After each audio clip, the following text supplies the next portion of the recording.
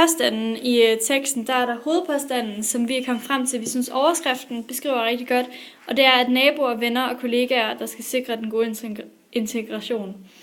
Og for ligesom at komme op til den her hovedpåstand, der er en masse underpåstande i teksten, som ligesom underbygger det. Og der er der for eksempel et eksempel her, hvor han skriver, jeg hører ofte argumentet om, at mine forældre var integrationsparate, og at det handler om, at alle de andre, som ikke vil det. Det passer jo ikke. Alle vil ligesom mine forældre gerne skabe et godt liv i Danmark. Og her kommer ligesom en underpåstand, som egentlig handler om, at alle gerne vil integreres godt, men i sidste ende er det en af de underpåstande, som faktisk er med til at opbygge og ligesom underbygge hovedpåstanden. Og så har han også nogle andre, og der har vi så taget et andet eksempel, hvor han skriver her om, at det er politikerne, som han mener, man skal give fri, fordi det ligesom er dem, der giver politikerne fri en måned og skabe plads til almindelige danskere. Og igen, da vi kørte også tilbage til hovedpåstanden, som er, at det er naboer, venner og kollegaer, der skal sikre den gode integration. Belæggene i teksten, der bruger han erfaringsbelæg, hvor han ligesom underbygger hans påstande ved at bruge belæg omkring noget, han selv har oplevet. Og der er der for eksempel et eksempel her, hvor han han kommer med hans påstand om, at frem for at konstant at tale om, at vi må piske flygtninge i arbejde og sænke deres ydelser, så bør vi fokusere på kollegaskab, naboskab og venskab. Lad os fortælle flygtningen, hvad man får ud af at være på en arbejdsplads. Jeg tænker på den faglige stolthed, kollegaer, netværk og noget at stå op til.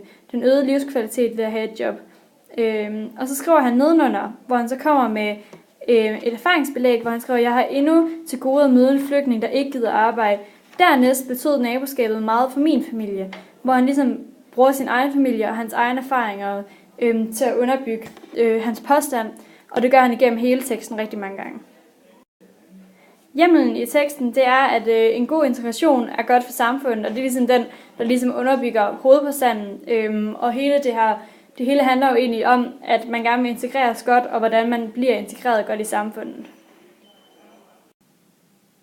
Appelformerne. Den første appelform vil blive introduceret for i artiklen af ethos.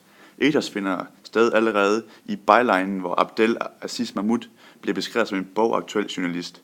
Senere hen blev vi introduceret for Abdel Aziz Mahmouds blå bog, som beskriver hans baggrund, beskriver hvad han har lavet, hvad han laver nu og hvad Abdel vil fremover. Artiklen siger også, at Abdel han er palæstinenser, som gør det mere relaterbart til integrationsdelen. I starten af artiklen blev vi også introduceret for Logos. Abdel siger nemlig, at skiftende regeringer fra integrationsloven i 1999 har lavet over 20 integrationspakker, men uden at det er løst meget. Politikerne fortsætter med deres symptombehandling, mens de igen og igen gentager, at integration er fejlet. Og her bruger Abdel nemlig Logos, fordi han siger, at vi bliver nødt til at indse, at vi ikke kan lovgive os ud af integrationsudfordringerne. Pathos. Vi møder pathos på anden side, hvor Abdel han siger, at vi skal give politikerne fri, og så skal vi for almene danskere, hvor han så nævner, at det både er brune og hvide, som skal være med til at lave løsninger til integrationen i Danmark. Og når han nævner det her med brune og hvide, så får han får hans budskab fat i hele den danske befolkning, og han giver ligesom udtryk for, at alle, der bor i Danmark, de er danskere. Et andet eksempel er, at han emfasiserer rimelig meget ordet vi, for eksempel, frem for konstant at tale om, at vi må piske flygtninge i arbejde og sænke deres ydelser, så bør vi fokusere på kollegaskab, naboskab og venskab. Her så fremhæver han altså, at det er en fælles ting, som hele Danmarks befolkning står for at kunne få integreret flygtninge bedre. Informativ og performativ. Den første side i artiklen har indtil videre været informativ, fordi den har været informerende. Og der kommer et skift på side 2, hvor den skifter fra informativ til performativ, hvor vi kommer over i de her erfaringsbelæg, som er mere fortællende omkring hans eget liv, og derfor er det så performativt.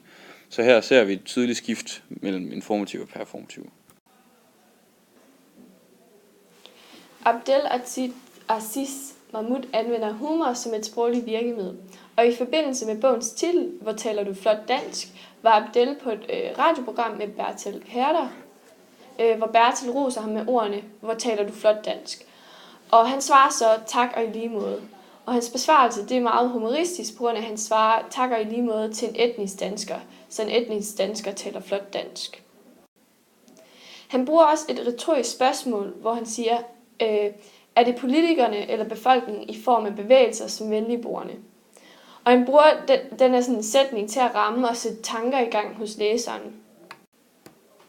Han kommer også med et modangreb, når han svarer på spørgsmålet. Civilsamfundet har jo heller ikke formået at løfte opgaven.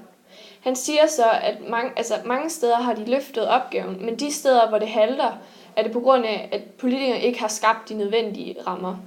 Og han angriber politikerne, fordi det er dem, der ikke gør deres arbejde godt nok. Abdel benytter sig også af gendrivelse. Han kommer med et modargument imod, at hans forældre var integrationsparate, og at alle andre ikke var. Og han siger, at det ikke passer, og han tager ingen forbehold.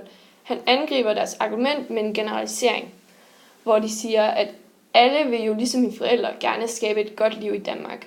Og ordet alle, det er sådan det, der generaliserer hans argument. Og han bruger også et eksempel fra hans egen erfaring, som belæg for hans påstand, som også underbygger hans generalisering. Og han inddrager så deres nabo, Inger Margrethe, der betød meget for deres familie i det her eksempel. Og han spurgte hende, hvorfor at hun havde hjulpet dem. Og han siger så, for jeg har altid troet, at vi var en slags danskhedsprojekt. Inger Margrethe svarer så, at hun havde altid set dem som venner og ikke ofre.